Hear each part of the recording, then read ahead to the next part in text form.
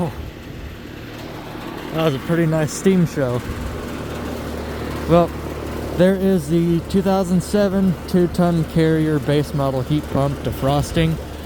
So far the Goodman hasn't came back on yet, and it shut off on me on defrost, but the reversing valve switched.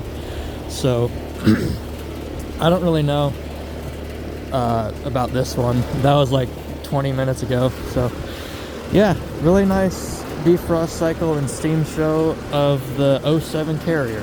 And this phone's about to die, so I'm gonna start recording with my other one and see what's going on with this one.